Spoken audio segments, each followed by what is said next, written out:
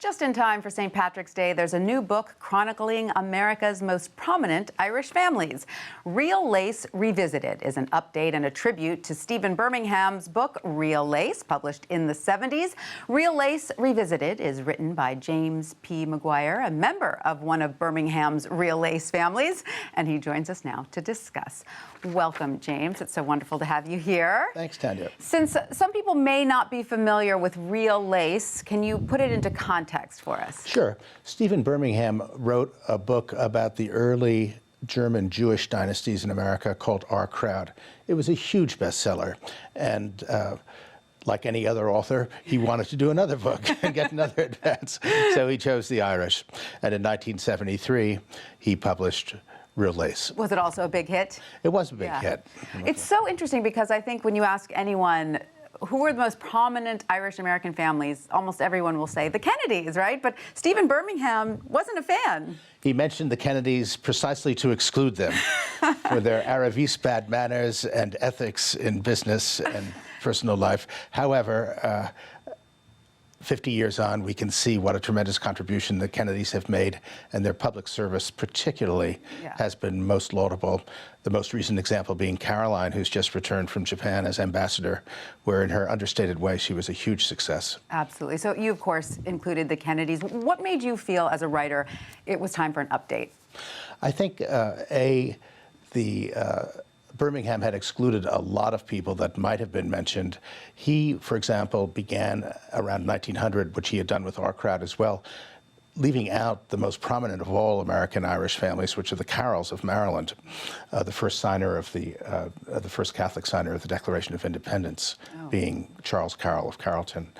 Also, in the 50 years since he wrote the book, there have been many, many more Catholic Irish fortunes made, and I thought those deserve to be mentioned. Many people in business, like Brian Moynihan of Bank of America, Chuck Feeney of Atlantic Philanthropies, but duty-free shoppers originally. And I could go on, including quite a few ladies who have come on the scene, Anne Sweeney and Christine McCarthy of Disney, etc. Yes, absolutely. Yeah. Now, of course, you got Birmingham's blessing, but sadly he passed away in 2015, is that right? He did in early 2015. He was in his mid-80s when I contacted him, and we made an agreement, and he offered to write a foreword, and couldn't have been nicer. I had met him many years before, but unfortunately, he died. So I didn't get my foreword, but in a strange way, that gave me full freedom to approach the subject freshly. Absolutely. So let's discuss a few of the families. Of course, we mentioned the Kennedys. Now, the Maras are very much in the public eye. They have two Hollywood actress daughters, you know, the owner of the Giants. Tell us about the Mara family. Well, Big Tim Mara actually started as a bookie on the racetrack at Empire City Racetrack, which is today owned by the Rooneys of Pittsburgh Steelers fame. Another big Irish family.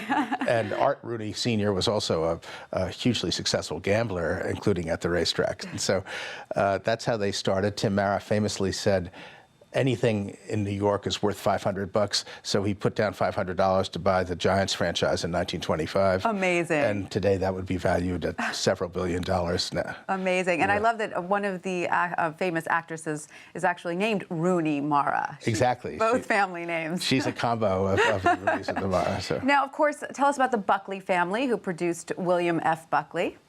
The Buckleys were originally, the original Buckley was sheriff of Duval County in Texas, but then William F. Buckley Sr., Bill Buckley's father, was an oil prospector and lawyer in Mexico at a time when there was a lot of anti-Catholic activity in the government, and they eventually came to Camden, South Carolina, and then to Sharon, Connecticut, to make their homes, and spawned Bill, who founded National Review, Senator James Buckley, who is 94 years old this week, and was the only person to serve as Senator, Deputy Secretary of State, and also a federal judge. So a lot of public service in that family as well. Now, if you had to generalize about some characteristics that many of these families shared, what might those be?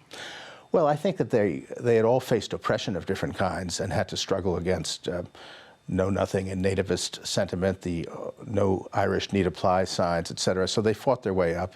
They had a certain genius for political activity, and in due course were running the political machines in the bigger cities. and nonetheless there was social resistance to them. Were most of these families very religious, Catholic? Absolutely. You couldn't overemphasize how important the practice of their religion was to them, and the fact that they hadn't been able to practice it in Ireland as they would have liked to. And therefore, when they came here, they created a whole school system so that their children would not be educated with Protestant ideas. They built churches, hospitals, and were very philanthropic, but often in religious-based ways. Right. Now, you mentioned in your book that when your family found itself included in the original Real Lace, there was a certain amount of embarrassment that came along with that. Yeah, well, Birmingham had this phrase that he coined called first Irish families, as if people actually used it. And my father would have whipped me with a belt if never said that. the pretension of the whole thing would have been ridiculous. Right. So. All right. Well, James MacGuire, thank you so much for coming and talking to us about Real Lace Revisited. Fascinating read. Happy St. Patrick's Day. Yes, thank you. You too.